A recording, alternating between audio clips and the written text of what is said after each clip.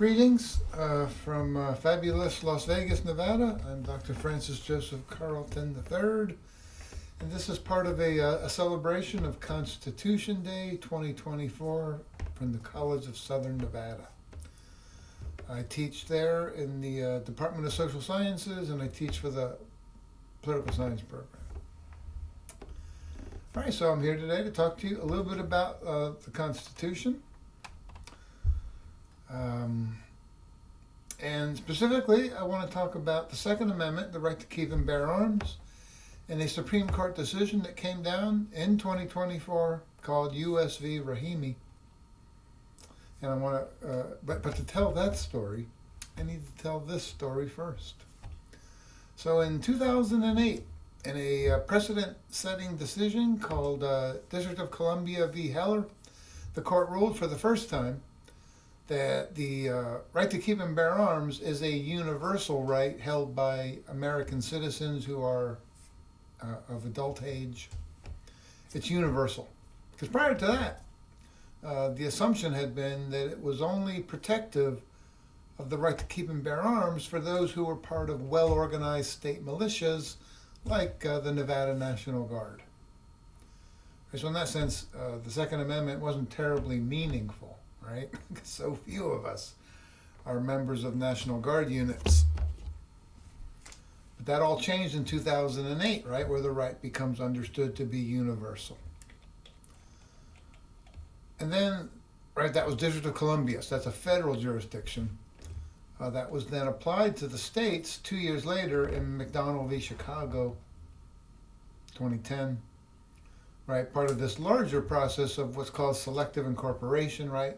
The means by which the court has increasingly applied the Bill of Rights against the states, not just the feds, right? Because the core assumption has been, going all the way back to the beginning of the American Republic, that the Bill of Rights only applied to the federal government, but, right, starting in the early to mid 20th century, the court began to use the 14th Amendment's Due Process Clause applicable to the states to apply the Bill of Rights, parts of the Bill of Rights to the states as part of due process of law, like free speech. And in 2010, the right to keep and bear arms understood as a universal right. Excuse me. But in those two decisions, D.C. v. Heller, McDonald v. Chicago, the court didn't really articulate the standard that would be used to evaluate the constitutionality of gun control laws at the state and federal level. Right, because the court did make it clear in both of those decisions. We're not saying that you cannot regulate guns or firearms. We're just saying that those regulations will be held to the standards of the Second Amendment.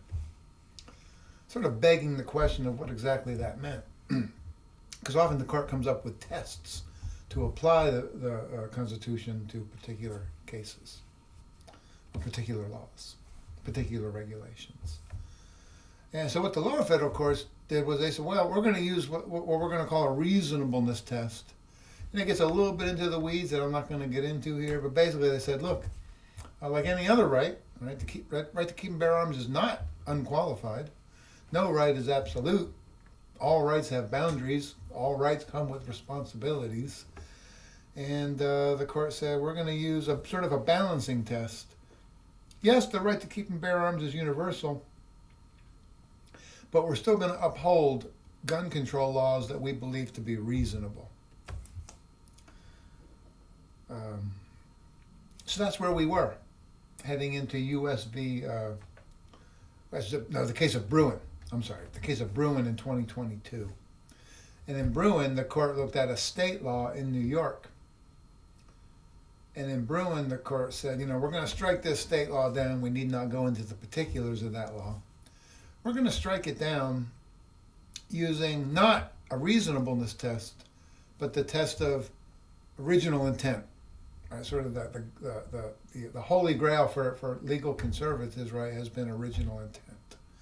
That the federal courts should use that as their guide when evaluating contemporary laws and regulations and actions is it consistent with, in this case, the Second Amendment as it was understood when it was ratified in the year 1791? Because whatever it meant then is what it means today, original intent.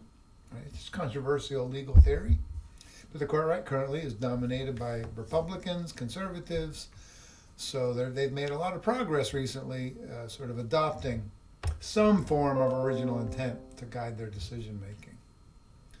Now, look, even if you agree with original intent, and I have questions about it myself, but even if you agree with it, right, there's a lot of different ways to do original intent. That in and of itself begs a lot of questions, right? So the court said in Bruen, 2022, the standard when evaluating gun control laws vis-a-vis the Second Amendment is going to be original intent. Is there a history and tradition of regulations going back to the year 1791 that are roughly similar in some fashion, analogous, the court said, analogous to the law that's being challenged in the present. Right, so basically, it kind of tells lower courts, each time you're evaluating a gun control law, you need to look at history, right? Were there similar analogous laws in place in the year 1791? And if there were, you can uphold that law. And if there weren't, you must strike it down. If you're not a fan of gun control laws, you think, right, this is fabulous. Because there's often not going to be analogous laws from the year 1791, because it's the year 2024. Things have changed a little bit. Culturally, technically, and all sorts of ways. So, right, in a way, doesn't that beg a question, right? How analogous does the law need to be to match one from today? How similar? How exact? Justice Thomas, Clarence Thomas, right, the court's most conservative member, by some scholars' judgment, maybe the most conservative justice that's ever served on the court in all of American history. He was the author of the majority opinion in Bruen. He was hyped, right? The Holy Grail, sort of carrying the torch of Justice Antonin Scalia, who prior to Thomas had been the court's foremost advocate for original intent. Does say this, I think to his credit. To be clear, he states, analogical reasoning under the Second Amendment is neither a regulatory straitjacket nor a regulatory blank check, right? That it neither means that we're not going to strike down all contemporary gun control laws or no contemporary gun control laws, right? We're going to come down somewhere in between those two extremes. One part of me says, well, yeah, obviously. No, obviously. And he goes on to say, analogical reasoning requires only that the government identify a well-established and representative historical analogy, not a historical twin. Right? You don't need an historical twin to uphold a regulation in the present. Right? It doesn't have to be exactly the same, because then you would strike down all gun control laws in the present. All right, so the court gives us a vague sense that this test should be somewhere in between strike down all laws and uphold all laws. I'm not sure how useful that is, but there you go. And that brings us finally, payoff here, to U.S. v. Rahimi, 2024, where the court revisits this question, trying to give lower courts a little better guidance on how to understand and apply original intent in the Second Amendment cases. And in Rahimi, we have a federal law that denies firearms to individuals who are the subject of a domestic violence restraining order. So Rahimi is dispossessed of his firearms because he's the subject, right, of a domestic violence restraining order. And his argument is that violates the Second Amendment under the court's Bruen standard of original intent. Because look, if you're looking for something like an historical twin from 1791, You're not going to find that in this case, right? In that narrow sense of original intent, because domestic violence was not a legal concept back in 1791, right? That was just considered normal, acceptable human behavior by men mostly. So you're not going to find that historical twin. So you're going to have to strike these laws down if that's your approach. Only one justice made that argument in Rahimi. It was, wait for it, you guessed it, Justice Clarence Thomas, who really, I think, seems to be requiring an historical twin, despite him rejecting that as a straw man in Bruen. Kind of, I think, that's my judgment, he kind of takes that approach, right? Because he's no fan of gun control laws. And he's trying to achieve a larger political agenda here, kind of a pro-gun rights agenda.